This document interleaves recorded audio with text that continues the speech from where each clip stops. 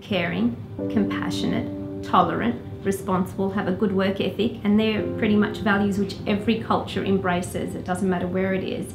And because Islam advocates it, it's a double whammy for me. I get to win on both sides. I've lucked out with the religion, I'm following my religion, and I'm also practicing values and beliefs which are predominantly common to all people, which should be something which is instinctively built within you. It's nothing which you have to try hard to try and fabricate.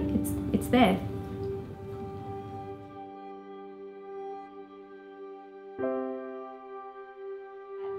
I put this hijab on about 21 years ago when it wasn't fashionable for the younger generation to put it on.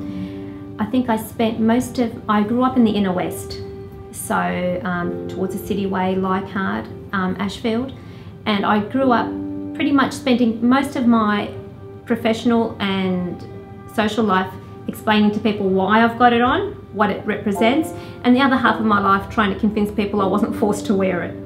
So I had to learn to come to terms with it. I had to learn to be a bit more resilient, because I'll be quite honest, I was so tempted so many times to take it off and say, this is too hard.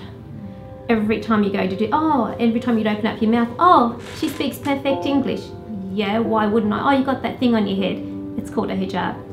It shouldn't hinder our ability to communicate with me. Do you know what? I'm the only scarf person here in Bankstown with New South Wales Police. I'm not the only scarfed person though. So yeah, it's a different culture. Policing is a completely different culture, but they've been quite accepting.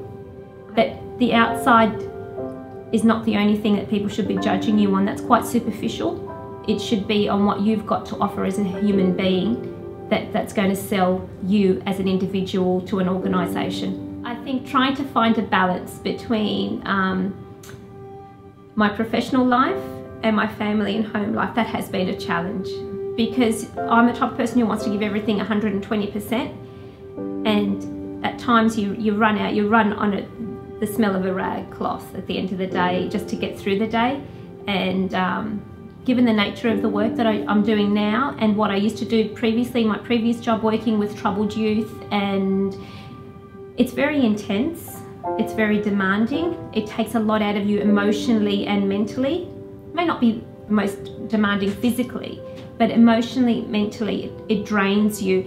And then to go home to deal with 5 kids, yeah, that's a challenge.